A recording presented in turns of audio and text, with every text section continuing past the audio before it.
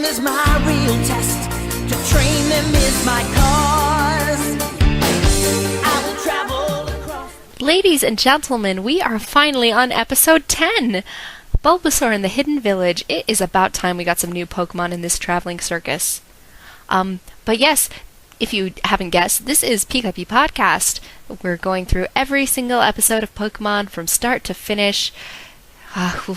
And we will continue battling bravely on to watch Ash and Pikachu and all their adventures while we revisit our childhood.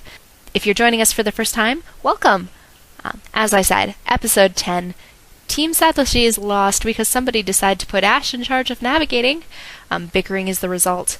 Brock tries to calm it down, his primary function these days, and when they break, Ash is sufficiently distracted in trying to catch an Oddish, except Misty wants to catch it, so the excitement continues. But a Bulbasaur steps in to save the Oddish, knocking away Misty's Pokeball. Ash is excited, but Bulbasaur takes down Butterfree easily, and he's resigned to keeping a lookout for a new one. As they cross a bridge, a gust of wind comes up and breaks it, and Brock is swept away by the current. Ash manages to get the rest of the team to shore, just in time to fall into a hole and get caught up in a net. Bulbasaur shows up to taunt them a bit, and then leaves them alone for Ash and Misty to get cabin fever.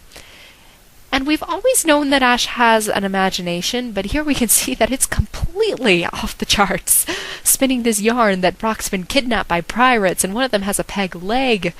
Yes, it's the dub talking, but the Japanese version is equally creative and weird. As it turns out, Brock was not saved by pirates, but by a beautiful girl. Not a pirate in disguise. And Brock takes them to the Hidden Village where they meet the savior, Melanie. The Hidden Village is a place for Pokemon who've been hurt or abandoned, and they can come and rest and be healed. Misty senses the sexual tension between Brock and Melanie, one-sided as it might be, and she teases him about it. And I think Brock shows remarkable restraint in trying to keep his crush under wraps instead of, proclaiming it from the rooftops like he always does. As it turns out, Melanie is the one who set the traps to keep away thieves and robbers.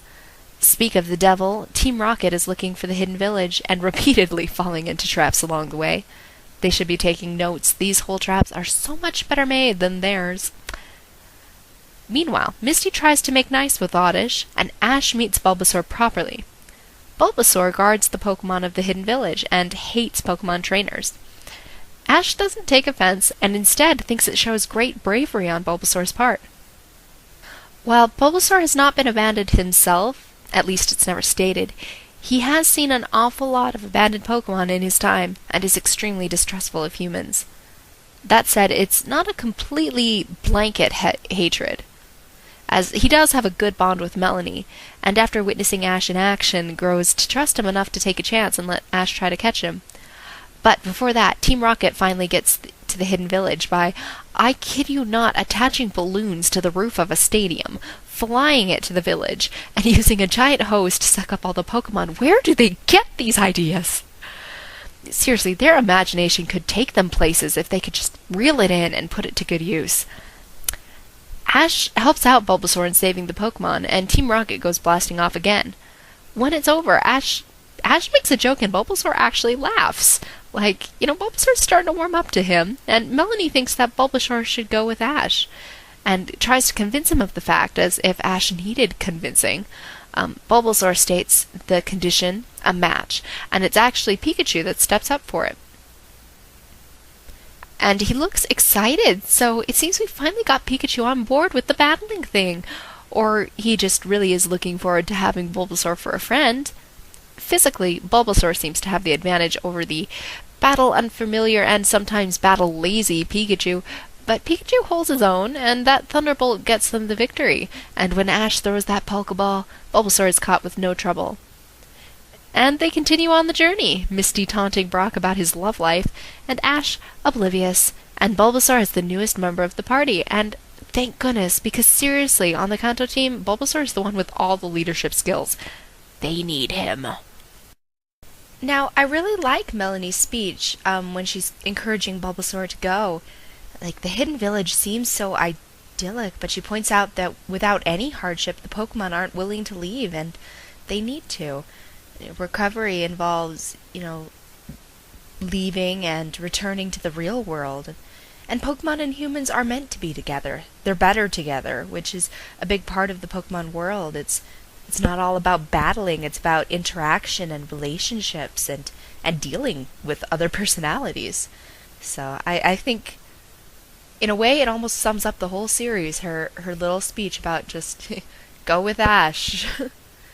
But we're going to end the episode there. And again, thank you to our listeners. We got comments from AdSizzle and Pokefan333. And, well, as long as you guys keep listening, we will keep kicking it old school in Kanto. And if you'd like to review as well, you can visit us on iTunes, Pikapi, and leave any review you see fit, or you can visit us at the blog, www.pikapipodcast.blogspot.com. Or if you'd like to visit our Video Jug site and get the show notes and any pictures or screen caps or AMPs I've made, you can visit www.videojugpages.com/sites/3884. And any way you'd like to visit us and comment or participate is more than welcome. Thanks for listening. This has been Pikapi Podcast, and gotta catch 'em all, guys.